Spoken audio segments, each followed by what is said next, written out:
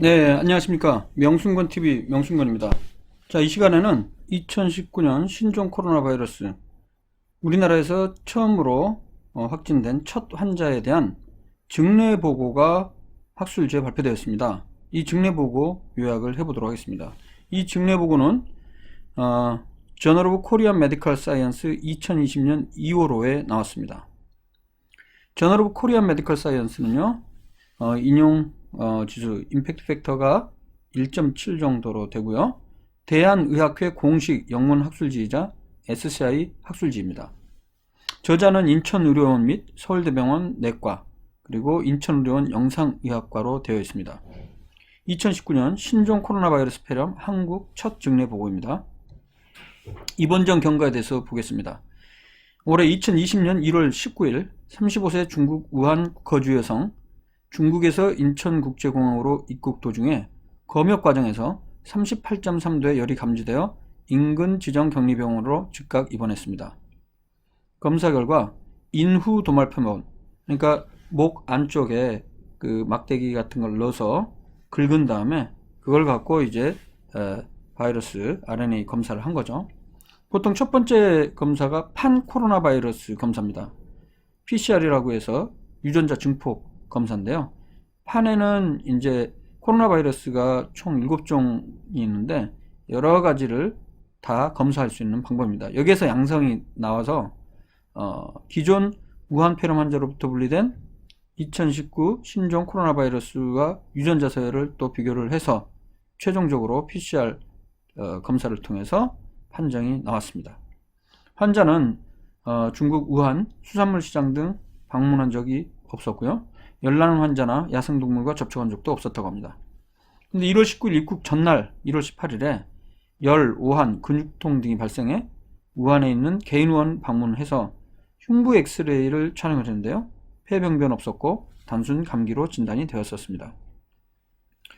자, 증상 발생 후 2일, 그러니까 2020년 1월 19일 인천공항을 통해서 입국해서 바로 입원을 했는데요.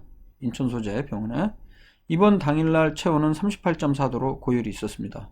호흡수 22회 약간 빨랐고요. 맥박수도 100회를 넘는 118회. 혈압도 약간 높았습니다. 139에 92. 인두충혈, 피부발진, 편도선 이상, 즉 감기에서 보일 수 있는 이 소견이 없었습니다.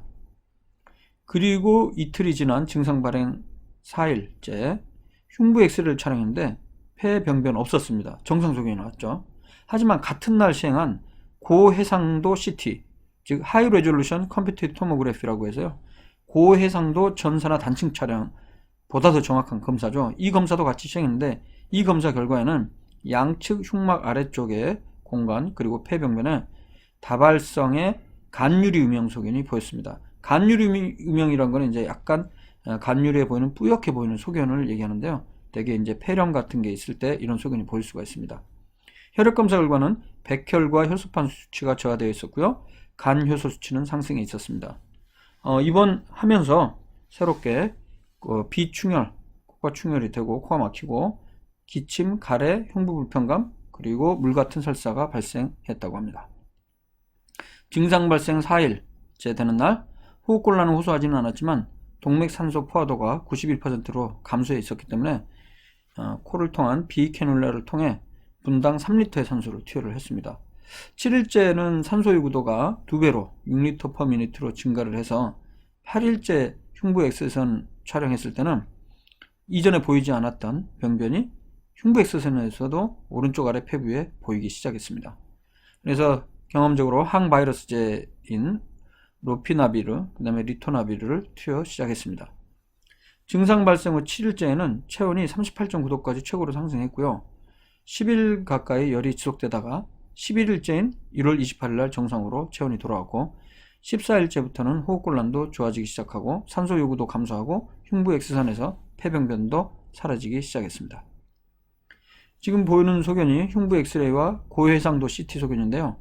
A는 증상 발현 후 3일째, 엑스레이 소견은 아무 이상이 없어요. 폐부분에. 근데 같은 날 시행했던 B, C, D, E 이 네 가지가 바로 고해상도 CT, HRCT인데요. 보신 대로 B 같은 경우는 오른쪽 폐병변의 특히 아래쪽 부위 중심으로 해서 뿌옇게 간유리 유명이 보이죠. C에도 D에도 아래쪽은 흉막, E 같은 경우는 이제 흉막 발해 아래 공간에 오른쪽에 뿌옇게 간유리 유명이 있습니다. 그리고 F 같은 경우는 같은 엑스레이 사진인데요. 증상 발현은 7일째입니다. 이때서야 비로소 왼쪽에 보면 병변 부위가 보이기 시작합니다. 왼쪽 아래 폐병변에 뿌옇 소견이 보이죠. 그래서 고차를 보겠습니다. 환자의 초기 증상은 발열, 근육통, 인후통으로 감기와 같은 일반적인 급성호흡기 바이러스 감염과 별 차이가 없었습니다. 2019 신종 코로나 바이러스 감염증 의심할 만한 유일한 단서는 여행 경력이었는데요. 즉 우한에서 입국했다는 거죠. 이 증례는 이 병을 조기 진단에 있어서 이 여행 경력이 가장 중요했다는 것을 시사합니다. 본 증례의 경우 상태가 비교적 안정적이었지만 증상 발생 후 3일 만에 폐렴이 발생했고요. 첫 3일 동안에는 폐렴을 의심할 만한 소견들이 거의 없었습니다. 뭐 가래라든가 흉부불편감, 객혈, 그러니까 가래에 피가 섞여 나오는 거, 아니면 청진했을 때 수포음, 흉부 엑스레이상의 그런 소견들이 전혀 없어서 고해상도 CT를 당일날 같이 찍지 않았다면 놓칠 수도 있었다는 것이죠. 자, 그렇기 때문에 경미한 감기 혹은 독감 증상만 있다고 해서 신종 코로나 바이러스 폐렴을 배제해서는 안 되고요. 이런 임상적 양상은 증상 발생하고 첫 일주 동안 특별한 힘든 점이 없어서 걸어다니는 폐렴, 워킹 뉴모니아라고 불렸던 메르스 코로나 바이러스 폐렴과 유사했다고 서술하고 있습니다.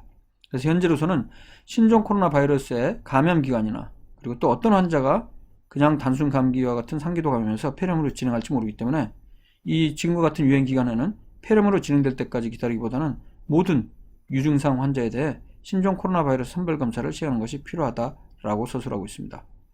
그리고 또 하나는 무증상 감염 환자에서 다른 사람에게 전될 수도 있는데 얼마나 하는지 잘 모르겠다 이렇게 되어 있습니다. 이 부분도 이슈입니다. 무증상 감염 환자, 즉 잠복기 혹은 잠재기 동안에도 과연 이게 감염이 되느냐. 이론적으로는 잠복기라는 거는 감염되고 나서 증상이 발생하기 전까지를 잠복기라고 그러거든요. 그러니까 그 동안에는 보통 비말 감염을 통해서 감염이 되는데 그런 증상이 없는데 감염이 될 가능성은 없다고 보지만은, 하지만 이 잠복기 내 초기는 그 잠재기란 표현을 쓰고요. 그다음에 증상은 없지만 감염력이 있는 단계가 증상 직전에 있을 수 있다는 이론이 있기 때문에 무증상이라 할지라도 전파의 가능성 존재한다고 보겠습니다. 자, 오늘 여기까지 우리나라에서 처음으로 발생했던 신종 코로나 바이러스 증례 보고 마치겠습니다. 마찬가지로 지금 그 미국에서의 첫 환자에 대한 보고가 뉴 잉글랜드 저널 오브 메디슨에 실렸는데요. 그 내용은 내일 또 정리해서 설명해 드리도록 하겠습니다. 감사합니다.